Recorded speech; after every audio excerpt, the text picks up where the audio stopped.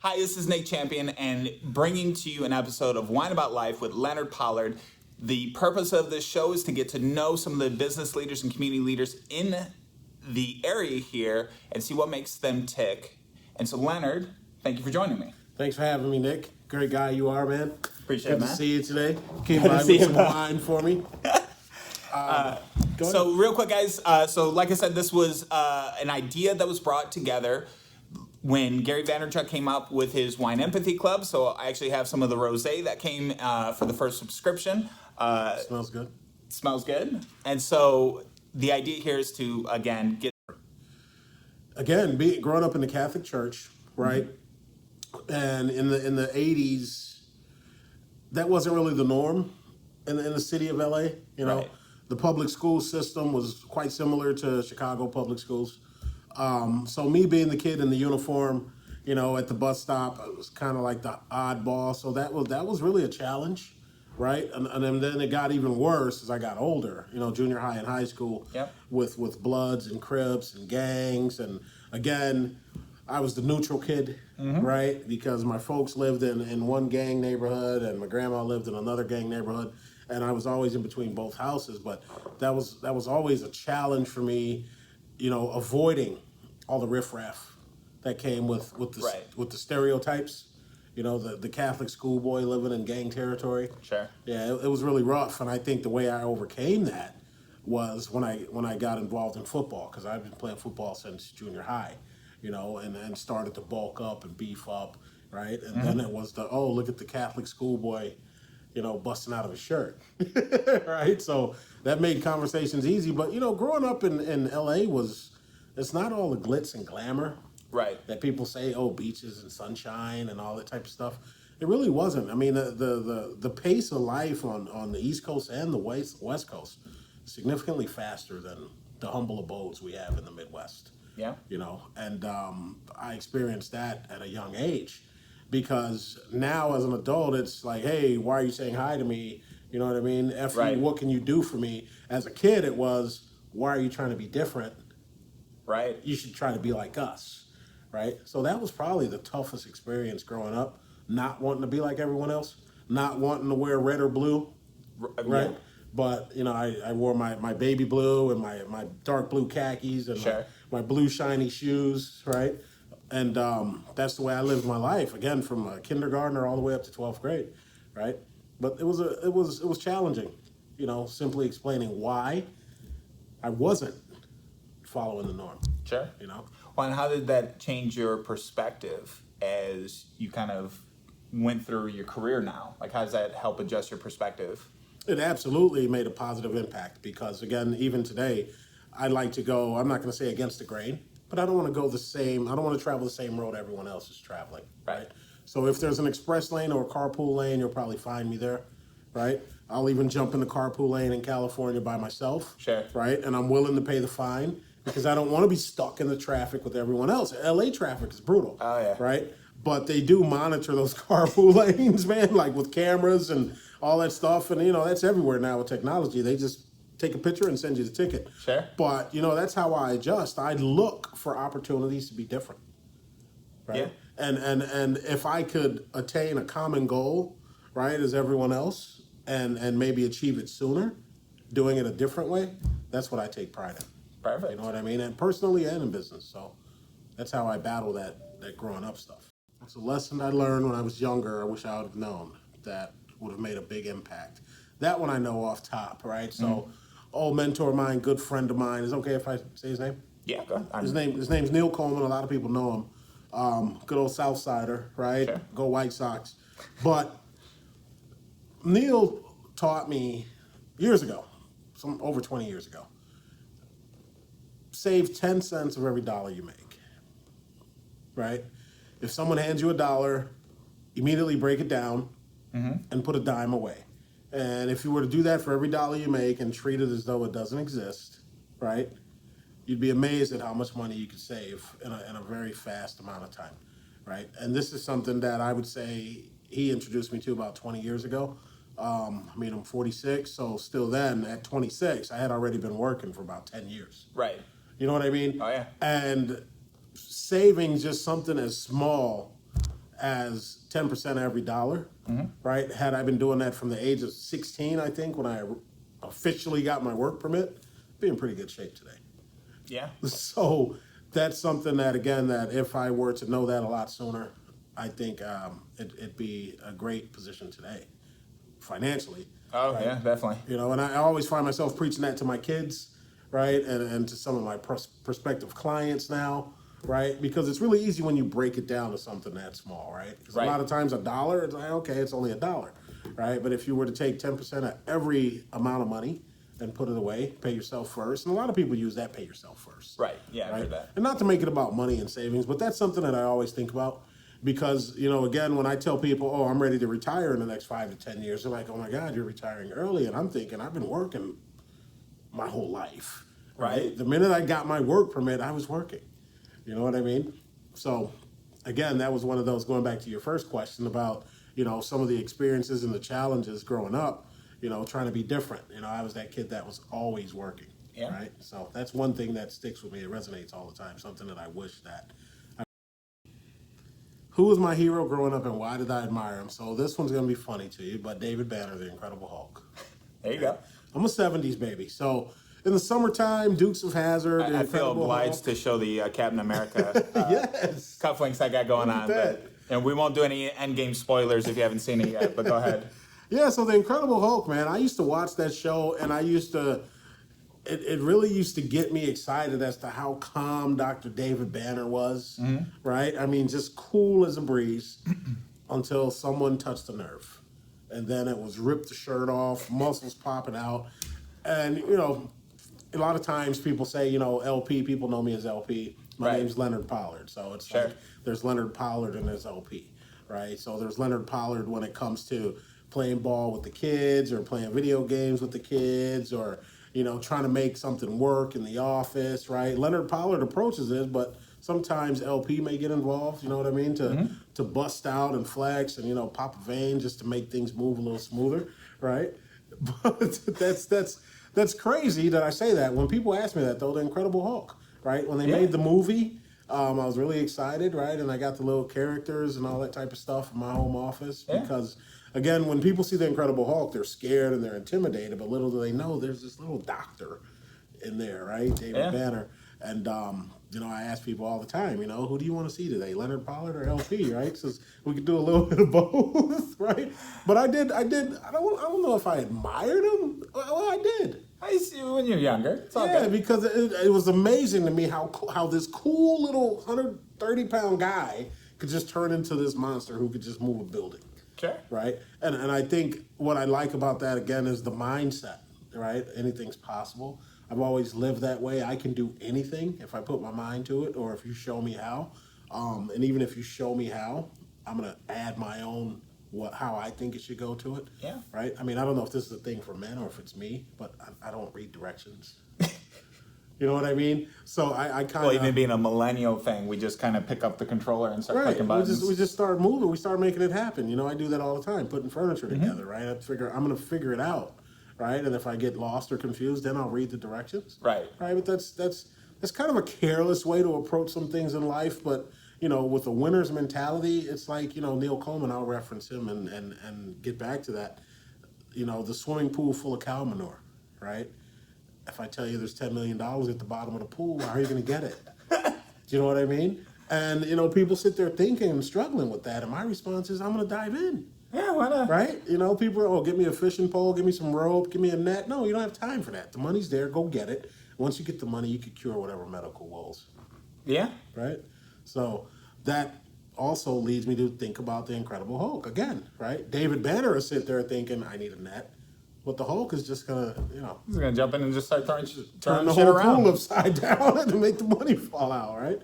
But yeah, that's who I really admired growing up. And when all else fails, just Hulk smash. I'm a little ashamed to say, yeah, man. I was just gonna say, all else fails, just Hulk smash, start over. There you go. Napoleon was mine growing up. Okay.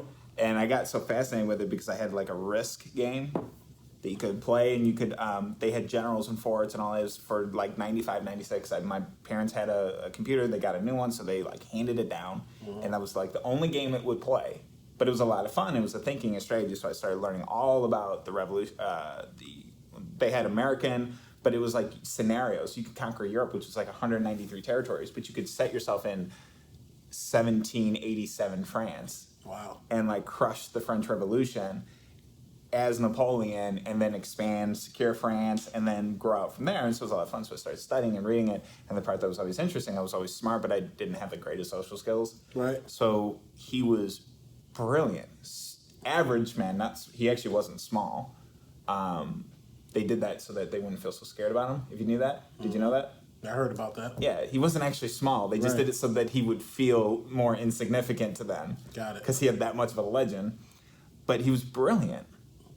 And that's what, like, he would take half the size of an army and crush the other army because he would just outthink them. Right. I was just brilliant. Who are my heroes now, and what do I admire about them? That's a tough one. That's a tough one.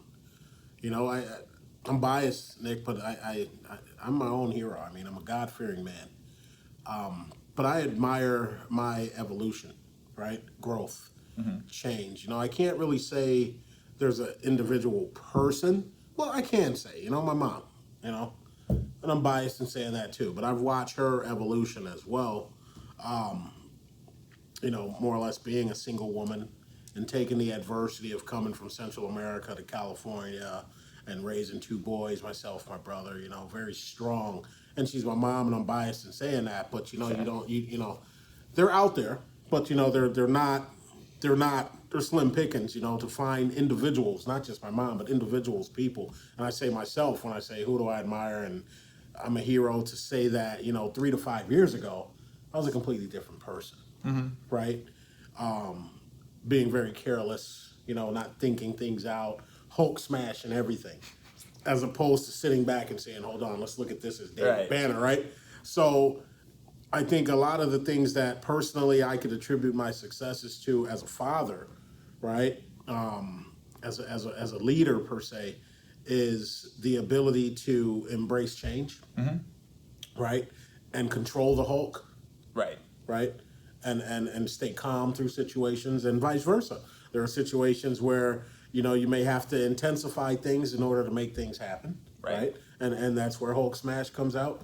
And I think what I admire about myself and people in general who have that ability to really gauge the temperature of a situation and know how to approach it, right? Because, you know, now when I sit back and look at people overreacting, it's like, wow, right? Yeah. Did you even listen? You know, my mentor taught me that as well. You know, the greatest skill in communication is listening, right? It's not really talking.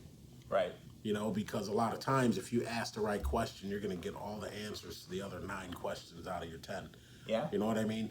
So, you know, I admire that about myself, and I would say I call myself my hero, or people who have that ability to embrace change. Because change is tough, right? Yeah. Change is tough. But with the inability to change comes contention, right? And me, I like to move. Right, I've never been content. There's always room for growth, right? I don't think there is a ceiling, and if there is a glass ceiling, I'll Hulk smash through it, right? But I look forward to that, and that's what I admire. So I wouldn't say there's one person individually that I would say is my hero, but I would say the personality trait of being able to embrace change, right? I admire that trait, right? And any individual who has that trait, to embrace change and run full speed with it, right? Sure. I admire, because I've learned how to do that over the past 3 to 5 years. And we were talking earlier off the record about what I left alone, right? Which has really allowed me to see my ability to do that, right? Whereas before I'd say, oh, I can't do that, I don't want to do that. And now it's bring it on. I'm going to embrace it, and I'm going to learn, right? It may take some lumps, right? But I'll get up and keep going. You know, and I think that in itself, well, I know that in itself is what I could attribute a lot of my personal success to, right? Yeah. So yeah, that's what I admire about myself. I embraced change about 3 to 5 years ago, and I just take it on every day. Absolutely. Right. And I love that. I love waking up not knowing what's going on. Right? Weird, right? Yeah. But you know, that's what I thrive off of, man. Right? Hey. That's what I thrive off of. You know, I knew you were coming today. I knew we were going to meet today, right? But did I expect the Captain America cufflinks? No. You know, but I'm just saying these are the type of things. That's what makes. I'm telling you, if you shred your shirt off right now, I'm not going to expect that either. So I gotta do laundry. I didn't put an undershirt on, so no Hulk smash today. oh man. What's the best thing I've ever done for someone that I'm the most proud of? Well, you know what? This is simple, and I've probably done some things that most would say were greater than this. But years ago, I would head up a Feed the Homeless drive, right? And Lower Wacker Drive, before the city of Chicago cleaned it up, you would find a lot of homeless people there. This was well before Tent City. Find homeless people down there. So what I would do, because I really didn't have any care for overcrowding my closets and things like that, so I would purge my home Right. every year right before the holidays. Okay? And I would find myself filling up boxes and sometimes 10-foot box trucks with old jackets, old blankets, old towels, old shoes, Sure. and not even old as in worn, Right. but just things that are going to be replaced. So we would take this U-Haul truck, me and a couple buddies, we'd take this U-Haul truck downtown, and we would literally just drive around looking for homeless people, okay? And we'd give them a peanut butter and jelly sandwich, a can of chicken soup, you know, a cup of coffee, some donuts. Open up the back of the truck. Hey, what size shoe do you wear? And it became something that, you know, if you and I said we're going to do this, you'd purge, I'd purge. We get our family members to purge. Now that 10-foot truck just turned into a 27-foot truck, right? Do this every year right before the holidays, so it's in that spirit. But there was one gentleman, Nick, who was on Lower Wacker Drive, and he was asleep. And I think when I woke him up, I startled him. I scared the shit out of him, right? He didn't know what was going on, right? So he looks up, and here's this big guy standing over me, and I was reaching for his hand, right? Because I was trying to shake his hand, and he thought that was odd, right? Right. That I was trying to shake his hand, and we engaged in conversation for me to find out that, you know, he had just got put out of a shelter because he had a drug problem, and the man was hungry. And you know, I encouraged him to get up and get in the truck, and he didn't get in the U-Haul truck. He got in my truck, my personal truck. Right. We went out to my condo, and the guy took a shower. He had a hot meal. I let him stay there for the night, right? Yeah. And for some reason, I don't know what it was, but God just told me, you know, let this man stay here for the night because it was cold outside. Right. Well, got back the next morning to check on this guy, and you know, he had cut the grass. Oh wow. You know, and cleaned up the backyard. And, you know, I say all that to say, I called the landlord, right? And I said, hey, listen, I want to sublet this place, right? And I'll give you another security deposit to add this guy, right? And, you know, again, biased and saying it's not bragging, but financially I was able to pay the rent up for the remainder of the lease, so she didn't have to worry about that.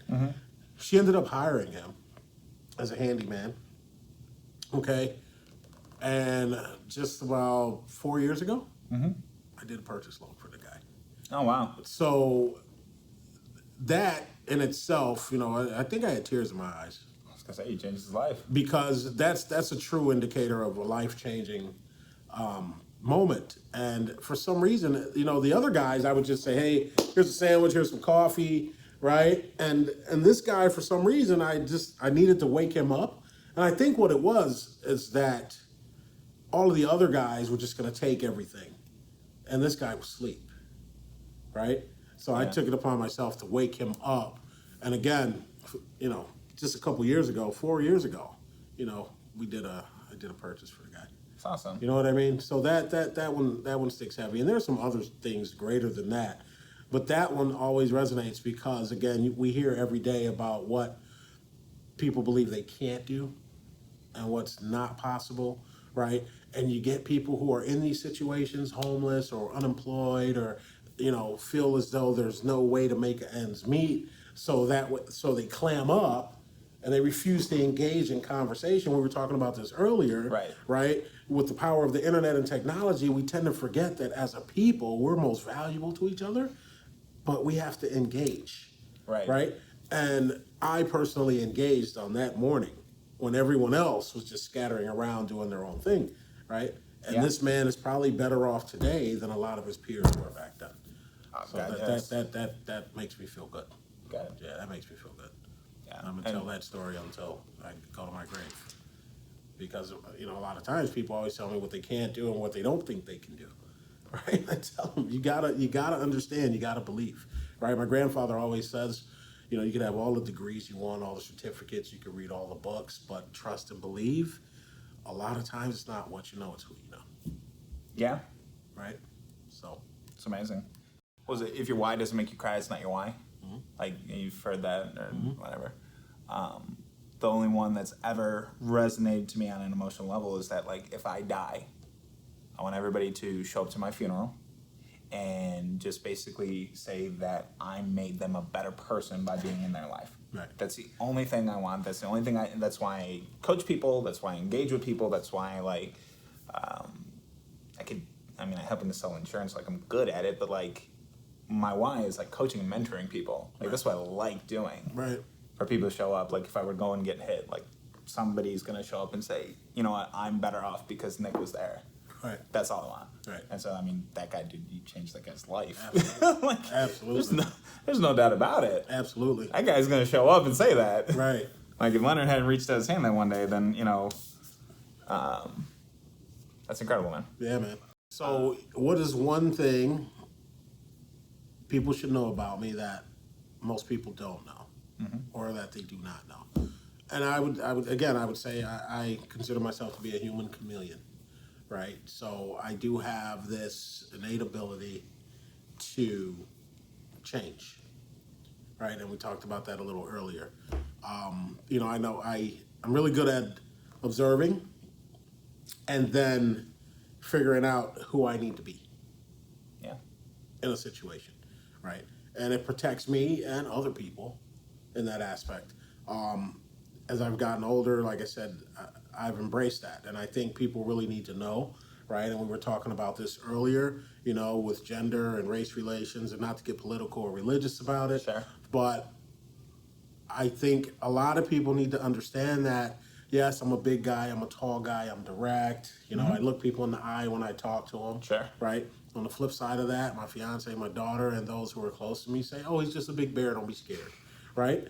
And I embrace that too. Right. Right? But am I going to run around hugging everyone, pinching everyone, and he everyone? Well, sometimes that happens. And sometimes it's like, okay, hey, it's time to get serious, what's going on, right? But people really need to know that I personally, and I'm biased in saying this, right? But I'm genuinely, warm at heart, right? But I'm also an asshole. So I don't know how to take that, right? Or how one would take that. But I know how to turn both on and off, right? Right. So I've learned, again, over the past 3 to 5 years how to engage the right way, right? And a lot of people, I think people really don't know that. And I want to share that today because you need to know, I can talk to anyone about anything, anywhere, anytime, right? I also speak fluent Spanish, right? So I'm saying this to say people need to know, right? Yo hablo español, and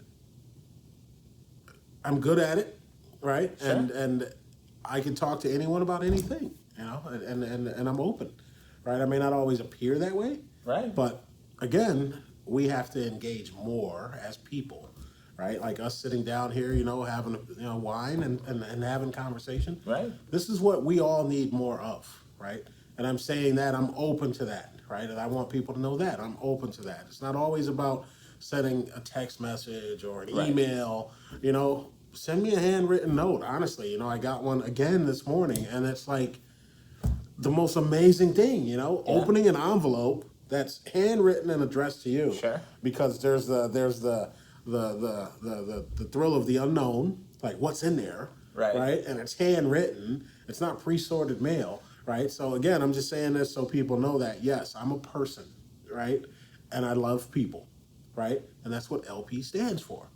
They're my initials, but I've been carrying LP, love people, for a very long time because I think people need to know that we all need to love more, and we all need to engage with each other more. And I appreciate this opportunity today, Sure.